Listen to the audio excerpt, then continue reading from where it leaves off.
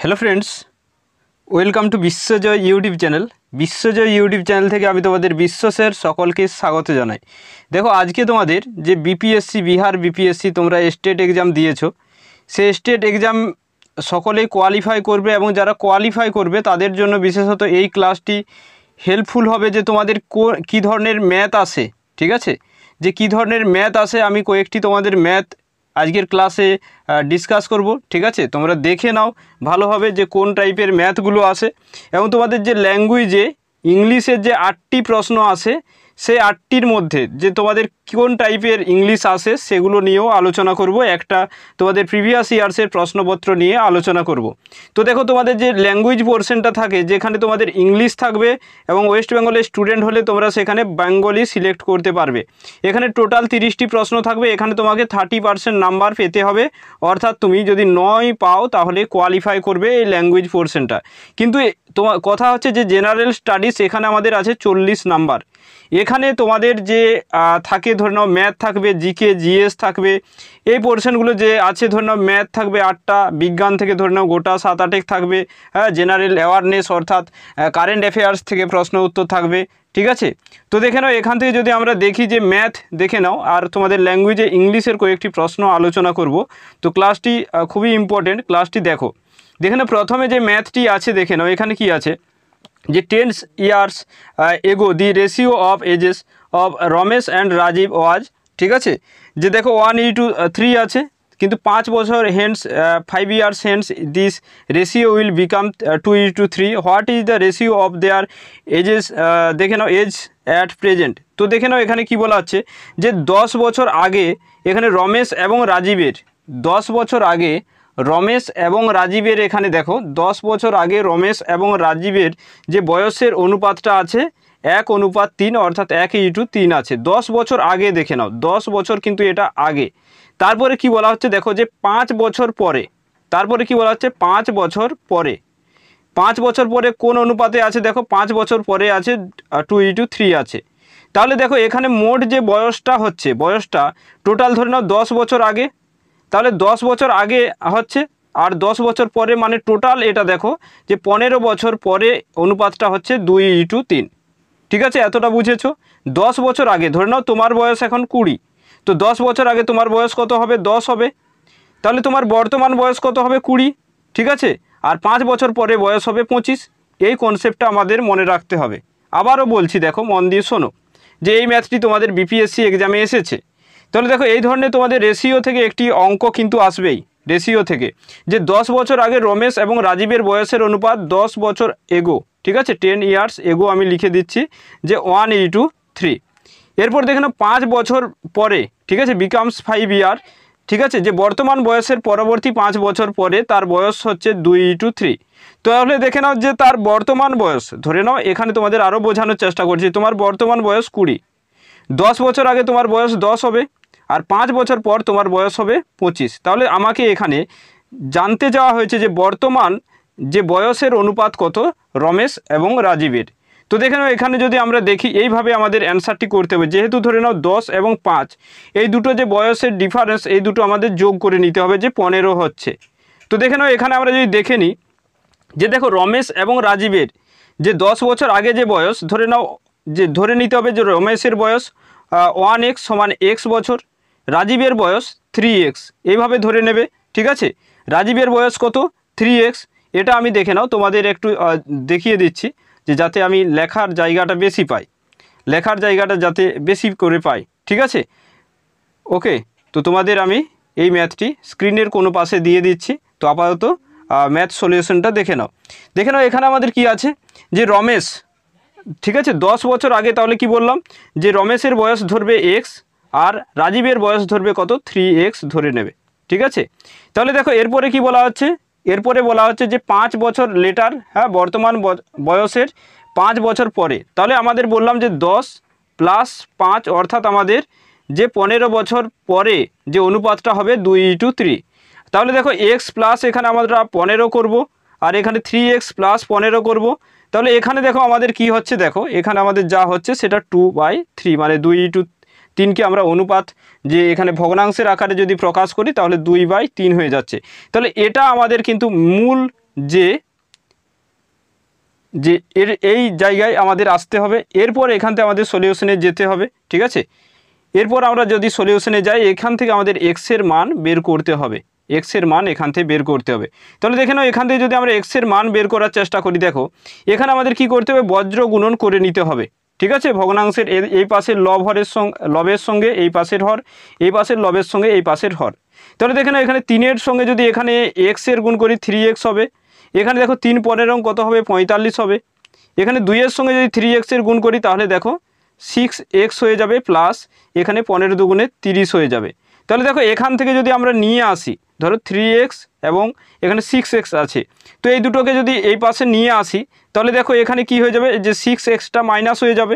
ঠিক আছে, ধরো 3x মাইনাস 6x হয়ে যাবে। আর এখানে 30 আছে, এখানে 45টা এই পাশে এলে মাইনাস 45 হয়ে যাবে। তাহলে দেখো এখানে কি হচ্ছে, তাহলে মাইনাস 3x সমান কত হয়ে যাচ্ছে, মাইনাস 15 হচ্ছে। তাহলে মাইনাস মাইনাসে কেটে গেল, তাহলে x সমান কত হয়ে যাবে, তাহলে এক্সের মান কত হলো 5 হয়ে গেল। ঠিক আছে, মানে 3-এর সঙ্গে যদি 15কে ভাগ করো 5 হয়ে যাবে। তাহলে এরপরে দেখে নাও, তাহলে এক্সের মান যখন 5 হয়ে যাচ্ছে, তাহলে দেখো এখানে আমাদের 10 বছর আগে, 10 বছর আগে তাহলে রমেশের বয়স কত হবে, 10 বছর আগে এক্সটা ছিল আমাদের রমেশের বয়স। ঠিক আছে, এখানে আমাদের রমেশের বয়স ছিল এক্স, আমি বাংলায় লিখে দিচ্ছি, দেখো ইংলিশে লিখতে রমেশ।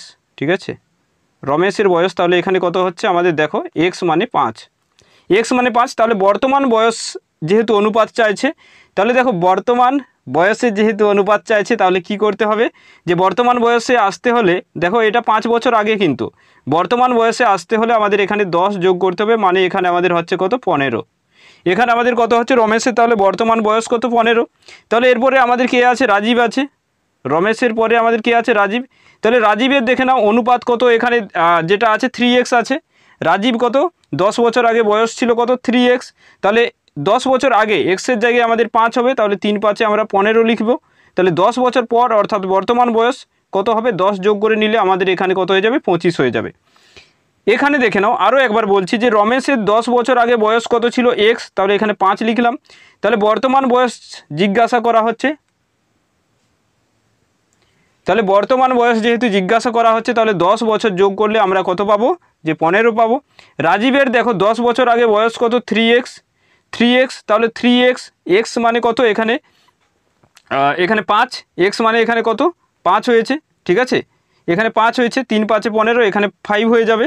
তাহলে এখানে দেখো যে এক্সের সঙ্গে 5 গুণ করলে 15 হবে। তাহলে যেহেতু বর্তমান বয়স আমাদের বের করতে হবে, তাই 10 যোগ করে নিতে হবে। তাহলে এখানে আমাদের যে অনুপাতটি হবে বর্তমানে রমেশ আর রাজীবের 15:25। তাহলে এক্ষেত্রে যদি আমরা করি তাহলে কত হয়ে যাবে, দেখো 5 দিয়ে কাটা যাবে, 5×3 15, 5×5 25। তাহলে আমাদের অনুপাতটা কত হচ্ছে 3:5। তাহলে এখানে আমাদের দেখে নাও যে কোন অপশানে আছে 3:5, তো এখানে আমাদের অপশান বিতে আছে 3:5। ঠিক আছে, এই ধরনের রেশিও থেকে তোমাদের কিন্তু বিপিএসসিতে একটি ম্যাথ আসবেই। আর বিপিএসসিতে তোমাদের ম্যাথ আছে টোটাল 8টি ম্যাথ আছে। ঠিক আছে, টোটাল 8টি ম্যাথ আছে। তো তোমরা এই ধরনের যদি ক্লাস পেতে চাও, অবশ্যই চ্যানেলে নতুন হলে সাবস্ক্রাইব করে রাখো, তাছাড়া তোমরা ফলো করতে পারো সাবস্ক্রাইব যদি করতে ইচ্ছে না হয়। ঠিক আছে, এরপর দেখে নাও আমরা নেক্সট আরেকটি ম্যাথে যাব, দেখে নাও, চলো দেখে নাও, এটা আর একটি প্রশ্ন। ঠিক আছে, বিপিএসসিতে আসা, এখানে দেখে নাও যে নাম্বার থেকে এসেছে। ঠিক আছে, নাম্বার থেকে এখানে এসেছে তোমাদের ম্যাথের ফার্স্ট চ্যাপ্টার, যেটা নাম্বার থেকে দেখে নাও যে which of the following statement is not true, যে এখানে যে 3টে স্টেটমেন্ট তোমাদের থাকবে, বিহার স্টেটে 5টি অপশন থাকবে। তো এখানে দেখো কোনটি ভুল আছে, দেখো যে every natural number is a whole number, every integer number is a whole number, every natural number is a integer number. দেখো এখানে 3টে আছে, তো আমি তোমাদের দেখো যে তোমাদের ন্যাচারাল নাম্বার কি এটা বোঝার চেষ্টা করতে হবে, হোল নাম্বার কি, ইন্টিজার নাম্বার কি, আর এখানে এই 3টে নাম্বার আমরা যদি বুঝি তাহলে এখানে অ্যান্সারটি আমরা করতে পারবো। ঠিক আছে, তাহলে আমরা চলে যাব, দেখো যে আগে এই নাম্বারগুলো আগে বুঝে নিই। চলো দেখে নাও, এখানে দেখে নাও তাহলে কি বললাম, যে সেখানে তোমাদের যে প্রশ্নটি ছিল যে এভরি ন্যাচারাল নাম্বার, তো ন্যাচারাল নাম্বার কোনগুলো, দেখো ন্যাচারাল নাম্বার হচ্ছে 1 2 3 4 5 6 এইভাবে, ঠিক আছে, কোটি কোটি কোটি পর্যন্ত আমাদের ন্যাচারাল নাম্বার। আর হোল নাম্বার কি? হোল নাম্বার হচ্ছে শূন্য থেকে শুরু করে যত দূর পর্যন্ত যেতে পারো, কোটি পর্যন্ত আমরা যেতে পারি, তো সেগুলো হচ্ছে হোল নাম্বার। তাহলে ন্যাচারাল নাম্বার এটা আমাদের মনে রাখতে হবে। ন্যাচারাল নাম্বার হচ্ছে 1 2 3 4 করে সব পজিটিভ যতগুলো নাম্বার আছে 1 থেকে শুরু করে সেগুলো হচ্ছে আমাদের স্বাভাবিক নাম্বার, যেটাকে বলা হয় বাংলায় স্বাভাবিক সংখ্যা। নেক্সট হচ্ছে পূর্ণ সংখ্যা, যেগুলো পূর্ণ মানে কি? যেগুলো পজিটিভ। শূন্যটাও পজিটিভ, শূন্যটা নেগেটিভও নয়, তো পজিটিভ শূন্যটা, নেগেটিভ নয় নিশ্চয়ই। তাহলে শূন্য থেকে শুরু করে এরপরে যত আছে নাম্বার সেগুলো প্রত্যেকটাই আমাদের হোল নাম্বার। নেক্সট যেটা তোমাদের প্রশ্নে আছে ইন্টিজার নাম্বার, ঠিক আছে। এখানে ইন্টিজার নাম্বার যেটি আছে, ইন্টিজার নাম্বার মানে হচ্ছে অখণ্ড সংখ্যা। কি হচ্ছে? অখণ্ড সংখ্যা। তো এই অখণ্ডের মধ্যে কি পড়বে? যে আমাদের মাইনাস, ঠিক আছে, -100 -99 মানে 100 99, এইভাবে তোমরা মাইনাস শূন্যও হবে, 1 2 3 করে কোটি পর্যন্ত যত সংখ্যা আছে সব হবে। তাহলে মাইনাস প্লাস শূন্য সমস্ত কিছু আমাদের ইন্টিজারের মধ্যে পড়ে। আর দেখে নাও এখানে কি আছে, যে রেশনাল নাম্বার যেটা আছে, রেশনাল মানে মূলদ সংখ্যা। হ্যাঁ, রেশনাল মানে কি হচ্ছে? মূলদ, যেটা ভগ্নাংশের আকারে প্রকাশিত হতে পারে, 2 এর 3, হ্যাঁ 4 এর 5, তাছাড়া এরকম দশমিক আকারে প্রকাশিত হবে, পজিটিভ নেগেটিভ দুটোই হতে পারে। রিয়েল নাম্বার হচ্ছে বাস্তব সংখ্যা। রিয়েল নাম্বার হচ্ছে কি? বাস্তব সংখ্যা, যে সমস্তগুলোই কিন্তু রিয়েল নাম্বার, যা কিছু আছে এগুলো সব রিয়েল নাম্বার, ঠিক আছে। যা কিছু সংখ্যা আছে সেটা মূলদ হোক, অমূলদ হোক, রুট হোক, যাই হোক না কেন, প্রত্যেকটাই কিন্তু রিয়েল নাম্বার, মনে রাখবে। আর এখানে ইরেশনাল নাম্বার যেটি আছে, ইরেশনাল নাম্বার মানে হচ্ছে অমূলদ, যেগুলো হচ্ছে রুট দিয়ে যেগুলো হয়, রুট 2 3 4 5, ঠিক আছে, যেগুলো হয়ে থাকে সেগুলো হয়ে থাকে, 4 হবে না যেহেতু, তো এগুলো আমাদের কি হয়ে থাকে? ইরেশনাল নাম্বার, ঠিক আছে। 5 হবে, 7 হবে, এগুলো হবে যেগুলোকে তুমি বর্গমূল করতে পারবে না। তাহলে এখানে দেখো আমাদের যে প্রশ্নটি ছিল তোমাদের, যে every natural number is a whole number, ঠিক আছে। তাহলে এভরি ন্যাচারাল নাম্বার অবশ্যই হোল নাম্বার হবে, তার মানে এটা ঠিক আছে। চলো প্রশ্নে আমি চলে যাচ্ছি। তাহলে দেখো এভরি ন্যাচারাল নাম্বার কোনগুলো বললাম? ন্যাচারাল নাম্বার হচ্ছে 1 2 3 করে যতগুলো আছে সব। হোল নাম্বার কত বললাম? হোল নাম্বার 0 থেকে শুরু করে 1 2 3। তাহলে এভরি ন্যাচারাল নাম্বার মানে 1 2 3 হোল নাম্বারের মধ্যে পড়ে, তার মানে অপশান এ কিন্তু ঠিক আছে। এভরি ইন্টিজার নাম্বার মানে কি? ইন্টিজার নাম্বার মানে হচ্ছে -2 -1 0 1 2 3, এগুলো সমস্ত ইন্টিজার নাম্বারের মধ্যে পড়ে। তাহলে every integer number is a whole number, ঠিক আছে। যে হোল নাম্বার তো 0 থেকে পড়ে, হোল নাম্বার কি হয়? 0 1 2 3 4 হয়। তাহলে এখানে মাইনাস আছে, তার মানে এটা আমাদের ভুল আছে, যে every integer number whole number নয়, ঠিক আছে। কিন্তু যদি বলতো যে every whole number is a integer number, তাহলে ঠিক হতো, তাহলে এটা ভুল আছে। Every natural number is an integer number. Natural number কোনগুলো?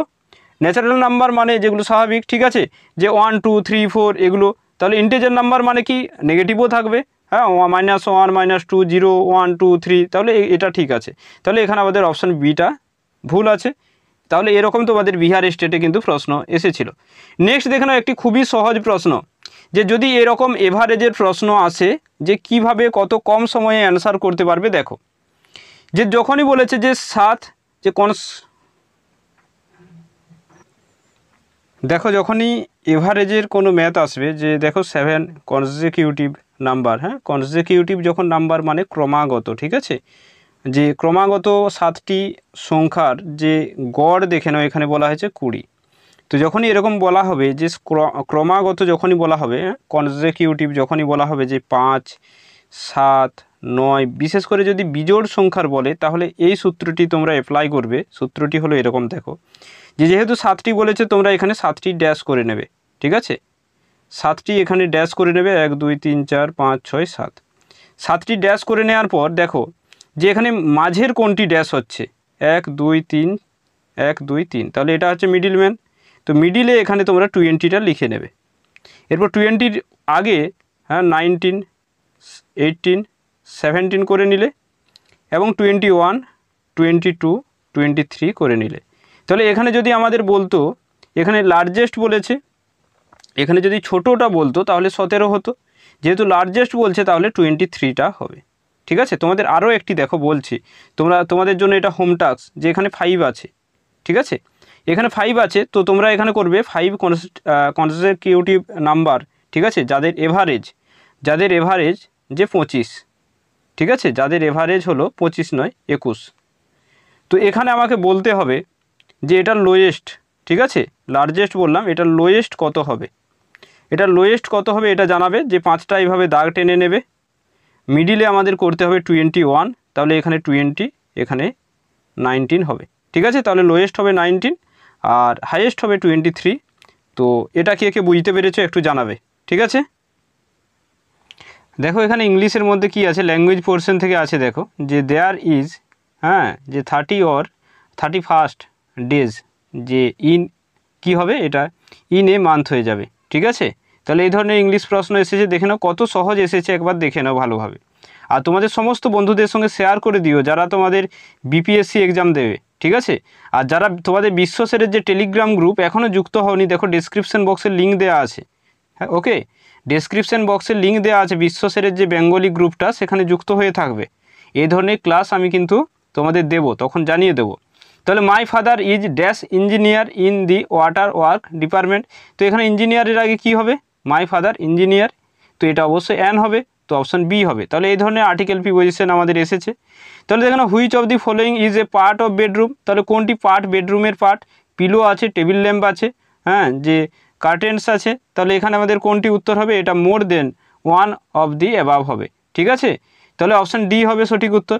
নেক্সট দেখে নাও which of the following is a part of a room, যে একটা রুমের পার্ট কোনগুলো, উইন্ডো, সিলিং, ফ্লোর, এগুলো প্রত্যেকটাই, তাহলে এখানে মোর দেন ওয়ান অফ দি অ্যাবাভ, অর্থাৎ একের বেশি উত্তর।